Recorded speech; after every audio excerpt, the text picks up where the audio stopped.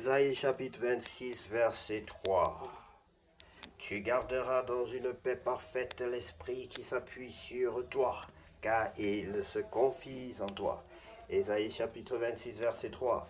Tu garderas dans un esprit parfait, dans une paix parfaite, autant pour moi l'esprit qui s'appuie sur toi, car il se confie en toi. Ésaïe chapitre 26, verset 3, tu garderas dans une paix parfaite l'esprit qui s'appuie en toi, sur toi, car il se confie en toi. Ésaïe chapitre 26, verset 3. Bonjour bien-aimés, c'est l'heure de la prière et de la repentance en ce lundi 5 mai, mi-journée. Prions ensemble. Seigneur, à cette heure du jour, nous nous arrêtons un instant pour te remercier et renouveler notre confiance en toi. Père céleste, Père fidèle, merci pour ta présence qui nous soutient depuis le lever du jour. Merci pour la paix que tu donnes au milieu de nos activités. Nous te remettons le reste de cette journée. Éclaire nos décisions, fortifie nos âmes et garde nos cœurs tournés vers toi. Ta parole, oh, ta parole nous rappelle. Tu garderas dans une paix parfaite l'esprit qui s'appuie sur toi, car il se confie en toi. Ésaïe chapitre 26, verset 3. Nous disons Amen, bien-aimé. Que Dieu te bénisse, toi qui es de cœur avec nous aujourd'hui. Si tu veux recevoir le Seigneur Jésus-Christ comme ton sauveur personnel et ton Seigneur, tu es bel et bien au bon endroit, bien-aimé. Je vais t'inviter à répéter cette prière après moi. Seigneur Jésus-Christ, je reconnais que je suis un pécheur. Je reconnais que je suis un pécheur. Je t'invite dans ma vie. Je t'invite dans ma vie, je regrette mes péchés, je te demande pardon des fautes et des offenses dont je suis coupable, Seigneur. Je t'invite dans ma vie, sois mon sauveur et mon Seigneur. Sois mon sauveur et mon Seigneur. Je t'en prie, Seigneur, au nom de Jésus-Christ, baptise-moi et remplis-moi de ton Esprit Saint. Baptise-moi et remplis-moi de ton Esprit Saint. Je t'en supplie, au nom de Jésus-Christ. Amen. Bien-aimé, sois béni, toi qui as fait cette prière. Sois béni pour avoir mis la joie dans le cœur de mon Seigneur Jésus-Christ, car il est mort pour toi. Il a souffert pour toi. Sois béni parce que tu as mis aussi la joie dans le cœur des milliers d'anges. Sois béni parce que tu as mis la joie dans nos cœurs. Sois la bienvenue dans la grande famille chrétienne bien-aimée. Lisons la parole de Dieu dans le livre Lévitique, de Lévitique chapitre 6.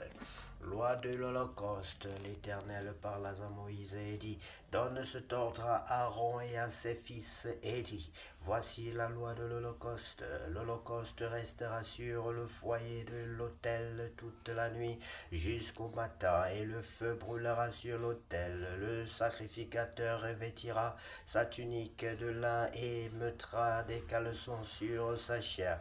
Il enlèvera la cendre faite par le feu qui aura consumé l'holocauste sur l'autel et il la déposera près de l'autel. Puis il quittera ses vêtements et en mettra d'autres pour porter la cendre hors du camp dans un lieu pur. Le feu brûlera sur l'autel, il ne s'éteindra point chaque matin, et le sacrificateur y allumera du bois, arrangera l'holocauste et brûlera la graisse des sacrifices d'action de grâce. Le feu brûlera continuellement sur l'autel, il ne s'éteindra point.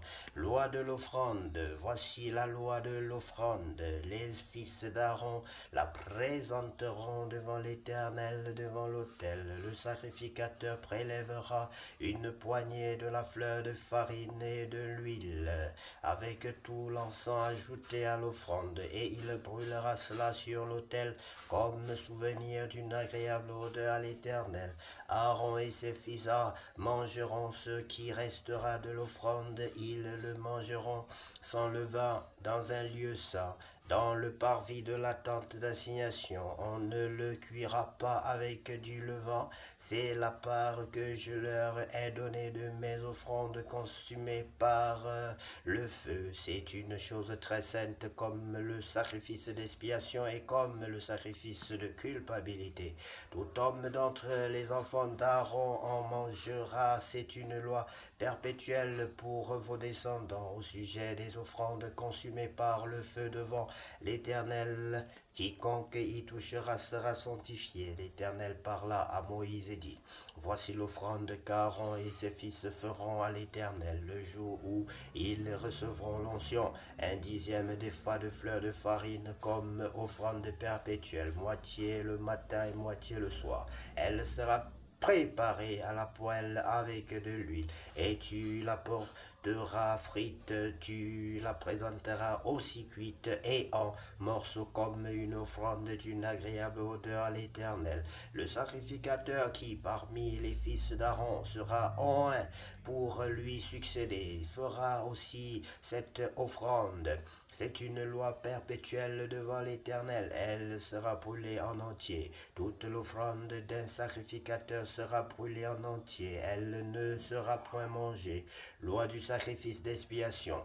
L'Éternel parla à Moïse et dit, parle à Aaron et à ses fils et dit, voici la loi du sacrifice d'expiation. C'est dans le lieu où l'on égorge l'holocauste que sera égorgée devant l'Éternel la victime pour le sacrifice d'expiation. C'est une chose très sainte.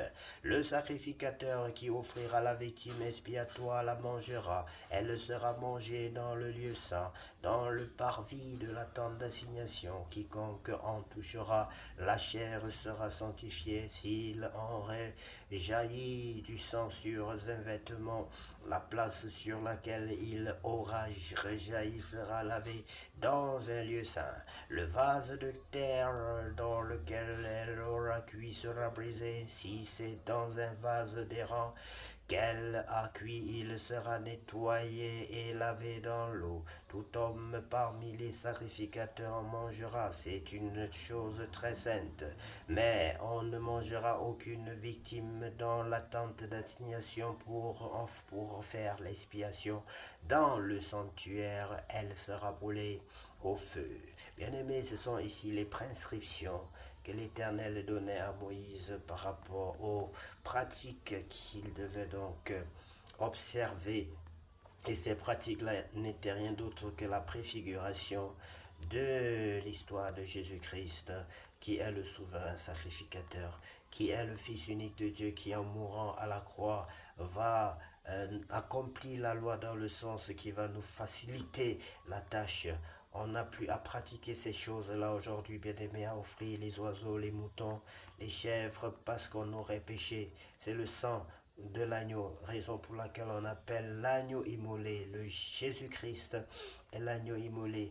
Jésus-Christ a tout payé pour toi. Tu n'as plus à offrir des sacrifices à l'Éternel pour tes péchés, bien-aimés. C'était certainement très très très pénible d'aller acheter des moutons, des bœufs, de les tuer, d'aller le sang et de respecter point par point ces prescriptions. Bien-aimé, que Dieu vous bénisse abondamment, que la parole de Dieu libérée ne retourne pas à lui sans effet, mais qu'elle vous transforme, qu'elle nous transforme et fasse de nous des enfants, des femmes et des hommes selon son cœur, au nom de Jésus-Christ.